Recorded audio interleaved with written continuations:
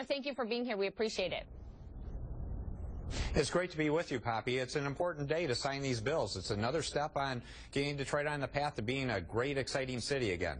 Well, you know, I've covered Detroit really extensively, spent a lot of time there, up with you in Lansing. This is a big step. It's frankly unprecedented, according to analysts that cover bankruptcies like this that I've talked to. But the road ahead for Detroit is still very long. You've still got a big fight between pensioners, creditors in the city. Do you see a successful exit from bankruptcy for Detroit come this fall as you're hoping for? Yes, it should happen. There are two more important steps after the signing today. One is there's a vote of retirees, and we need a yes vote on that, and that's due by July 11th. The second stage is the bankruptcy trial itself with Judge Rhodes, who needs to approve the plan of adjustment, and that's an important step, and that trial begins in late August. So those are the two major steps left in the process. Assuming we get positive outcomes on both those steps, then we should be in a position to emerge from bankruptcy and get the city, with the mayor and the city council, with good financial oversight, all focused on growing the city of Detroit. That's a truly exciting proposition. Let's talk about what a new Detroit out of bankruptcy looks like, because the real struggle you still have is the fact that the tax base has been so depleted. So many people and businesses leaving Detroit. You're having a lot of success downtown bringing some tech businesses back in. What do you do to get people back in Detroit paying taxes to build that back up? Well, it's starting to move already, Poppy. That's the good part. The bankruptcy is the municipal government.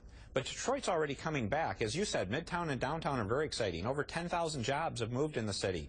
We're out of housing now for young professionals. Detroit's one of the hot places to live in the country, and that's really exciting. We have major projects on the drawing board, a new hockey arena, a light rail system. So there's a lot of great things going on. The one thing in particular, to go to your point, though, is we also need to make sure that neighborhoods are participating in this. And that's why there's some great programs with microloan programs, entrepreneurship programs, and removing blight. I think the mayor has done some exciting things about trying to get blight removed in the city. So it's a good partnership. You know, Governor, some have made this argument. Look, Detroit needs to take responsibility for years, decades of financial mismanagement, corrupt politics, and not get bailed out, as they see it, by the state, or real change, fundamental change isn't going to happen. What do you say to them? Well, this isn't a bailout. This is a settlement. Because the settlement is a number of parties to do something truly unique on a voluntary basis. So this is the foundation community, the Detroit Institute of Art Donors, labor, coming with the state to put a grand bargain together of over $800 million over a period of time to say, let's soften the blow on retirees that otherwise wouldn't be available.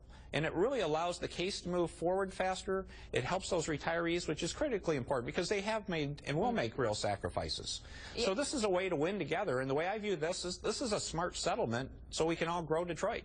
I've talked to a lot of those retiree city workers who are very scared about, what's ahead and what that bankruptcy filing meant for them. I want your response to this. So the Americans for Prosperity, this is a group backed by the Koch brothers, wanted to see Detroit sell its assets, like its artwork. It's got a lot of valuable artwork, other assets to pay its debt. They see this as a bailout. I know you call it a settlement. They see it as a bailout. They have vowed to work for the defeat of lawmakers who supported this package for Detroit. Are you worried at all, Governor, that some of your Republican allies in the legislature are going to pay a price with a future defeat because they voted for this package? Well, the feedback after the bills were passed through the legislature was fabulous. It was with broad bipartisan support. Again, the legislators from the Lake Michigan shoreline to the Upper Peninsula supported it. And it was really interesting. I went and talked to a number of them afterward, and I said, how did it go back in your district? And the feedback was overwhelmingly positive from all corners. In fact, I had a couple legislators that had voted no that came up and said, this is a vote I'm probably going to regret. I probably, in the long term, will wish I voted yes on this.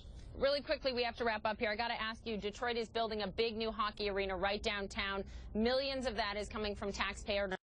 I know that it is going to create a number of jobs in downtown Detroit, bring revenue in, but the question is that a lot of people are scratching their heads about, is this the right use of taxpayer money in Detroit right now when you have streets where you can't turn the lights on, where trash can't be picked up? Is this the right move? Well, the good part is we have new trash providers that's getting picked up. Lights are going up, so all that is happening in Detroit. And at the same time, a normal arena I wouldn't be as supportive of, but this is a critically important area that will connect Midtown and downtown Detroit and really be a glue to really strengthen things and accelerate even more growth than what's already going on. So I think it's a good thing for the city, and it's exciting.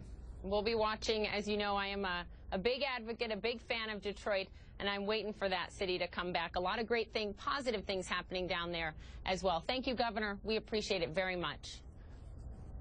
Thanks, Pappy.